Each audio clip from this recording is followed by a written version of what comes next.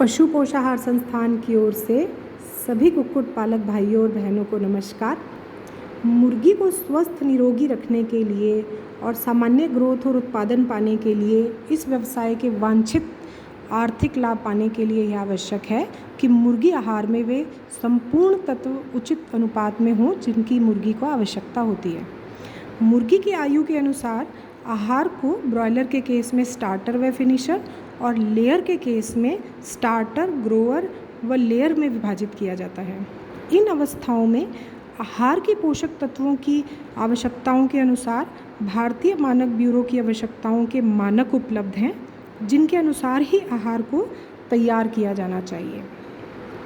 कुक्कुट आहार के विभिन्न संघटकों को उनकी पोषकता के हिसाब से ऊर्जादायक और प्रोटीनदायक ग्रुप में डाला गया है। जैसे कि कार्बोहाइड्रेट सोर्स के लिए मक्का, गेहूं, चावल, बाजरा इत्यादि दिए जाते हैं।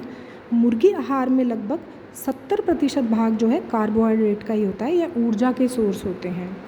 और प्रोटीन सोर्स के लिए सोयाबीन मील, मूंगफली की खल, सूरजमुखी की खल आदि का उपयोग करते हैं। एनिमल प्रोटीन सोर्स के लिए फ़िश मील का प्रयोग करते हैं। हमें अच्छी क्वालिटी की फ़िश मील यदि उपलब्ध होती है तो हमें उसे आहार में अवश्य समावेशित कर देना चाहिए, क्योंकि उसको समावेशित करने से हमें बहुत सारे अमाइनो एसिड्स, खनिज तत्व और विटामिनों की जो है उपलब्धता हो जाती है। और खनिज आहार में calcium, phosphorus, manganese, zinc, iron, copper, cobalt इत्यादि का समावेश किया जाता है। विटामिन के लिए आहार में विटामिन मिक्स आदि डालते हैं। सूर्य की रोशनी भी विटामिन का मुख्य सोर्स होती है।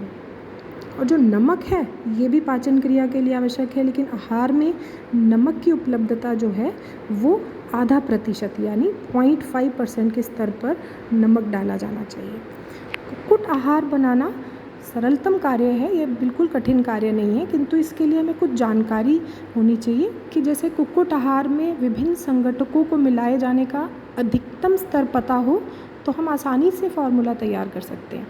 जैसे कि कुक्कुट आहार में मक्का, गेहूं, बाजरा, चावल इत्यादि का प्रयोग होता है। मक्का 60, गेहूं 50, बाजरा 50, चावल 40% तक हम आसानी से इसमें उपयोग कर सकते हैं। किंतु जो जौ, जई, ज्वार है ये 20% तक ही मिलाया जा सकता है। इसी तरीके से जो प्रोटीन है उसमें मूंगफली की खल, सोयाबीन की खल जो है 40 भाग तक आसानी से मिला सकते हैं, लेकिन जो सूरजमुखी की खल है वो 20 भाग तक ही मिला सकते हैं।